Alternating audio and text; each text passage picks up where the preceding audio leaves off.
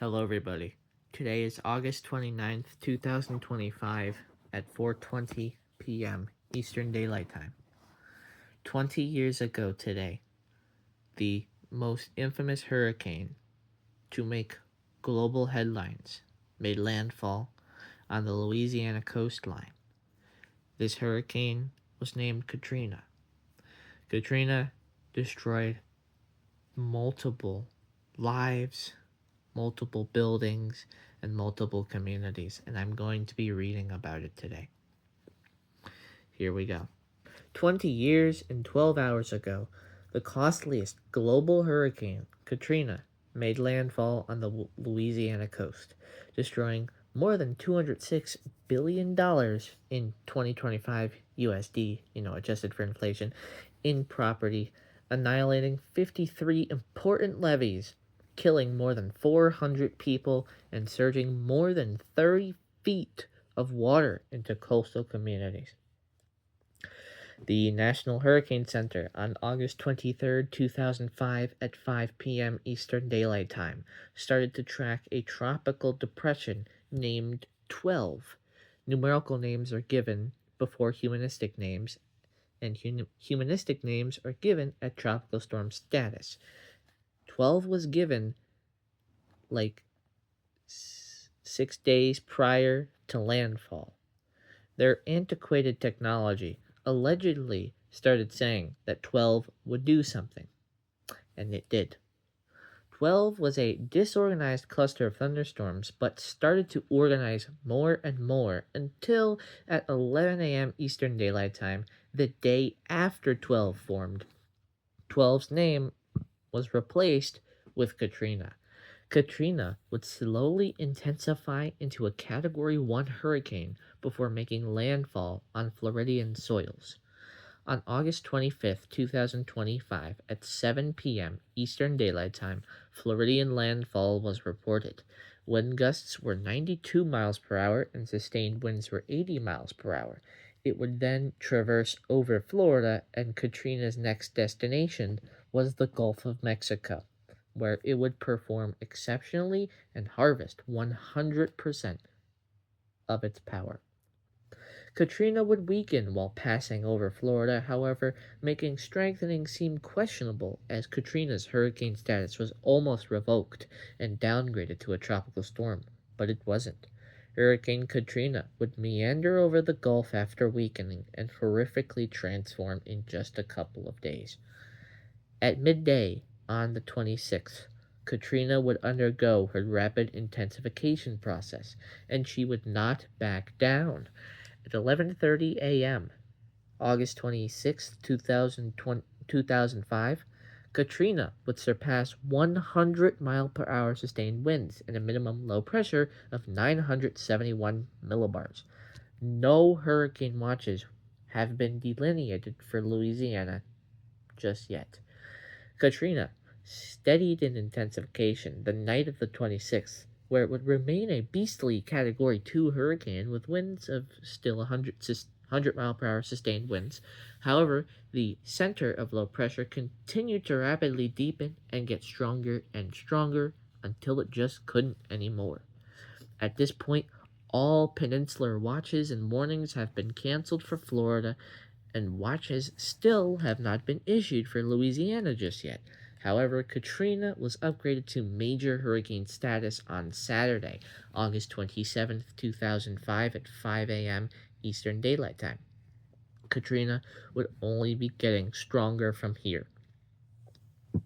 Unfortunately, at 10 a.m. Central Daylight Time or 11 a.m. Eastern Daylight Time on Saturday, August 27th, 2005, Morgan City, Louisiana, and points east and the Louisiana coastline were placed under a hurricane watch, which meant for people to watch out in case hurricane conditions occur. This is also a sign to make preparatory action and make preparedness plans immediately. Katrina would go below 940 millibars for its low center at this time. Katrina is still steadily maintaining its major hurricane status, and a hurricane watch is now still in effect east of Morgan City and including Metro New Orleans and Lake Pontchartrain. At 4 p.m. Central Daylight Time, 5 p.m. Eastern Daylight Time, the hurricane watch was expanded to the Florida Alabama coastal border and coastal cities in Louisiana, Alabama, and Florida. An upgrade to a hurricane warning was majorly and strongly considered by the National Hurricane Center and other collaborative National Weather Service weather forecasting offices. At this point in time, the National Hurricane Center considered Katrina dangerous, which was a major sign of something horrific. Katrina backed off in rapid intensification, stabilizing herself to 115 miles per hour, 944 millibars, remaining a Category 3 major hurricane. However, this peace and tranquility will come crashing down. At 10 p.m. Central Daylight Time, 11 p.m. Eastern Daylight Time, the National Hurricane Center upgraded the Hurricane Watch to an astonishing hurricane warning, meaning that warnings were now officially out and pleading with people to evacuate affected areas because Katrina was aimed straight for New Orleans and it wouldn't be backing down or relenting in any way, shape, or form.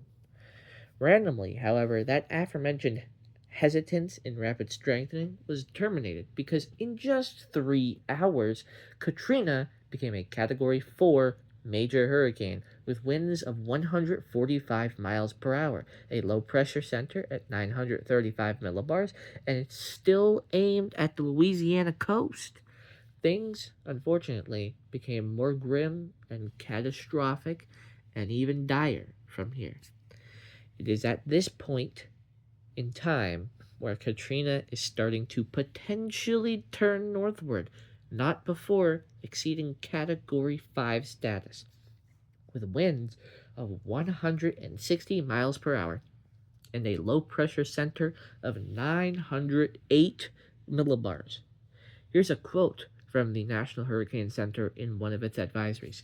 Preparations to protect life and property should be rushed to completion.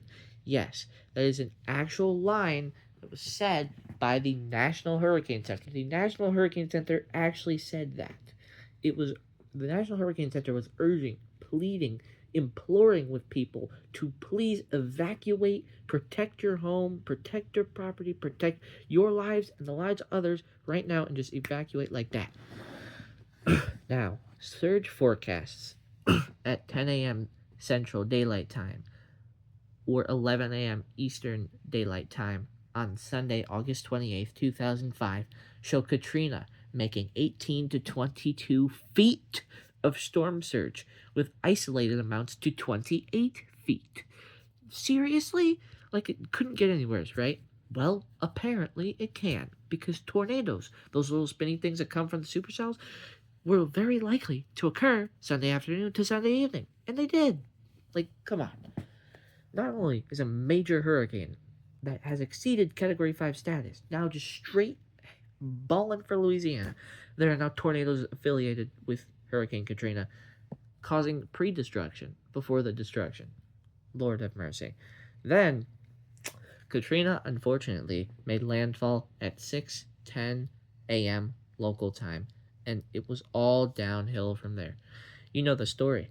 When a hurricane hits, not really depending on the strength, it causes detrimental chaos, while simultaneously weakening and eventually getting out of our hair once time begrudgingly, slowly, and continuously passes. Katrina would make devastating history, becoming the costliest hurricane in the world. So many people lost their lives after consecutive catastrophic levee breaches occurred. Remember, 53 levees. Those are things that are supposed to hold back water. Breached. They failed. They gave way. They allowed water to just drain into Louisiana and flood many communities. So many people lost their lives, and so many people saw people die right in front of them. And so many people who evacuated beforehand came back to the ghost of their town. It was their town, but completely destroyed, completely unrecognizable because it was inundated with a maximum storm surge of 30 feet. 30 feet. That's 360 inches of water. Plus, that's not even accounting for the rainfall that happened because hurricanes also produce rain. So, in reality, it was like 32 or 31 and a half feet of water just surging into Louisiana, also to Alabama and Florida and all those coastal communities.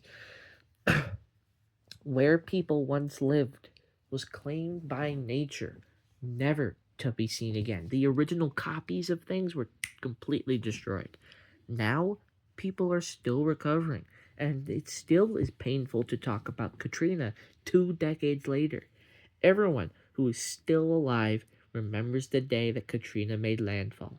It was the absolute worst day in the United States history.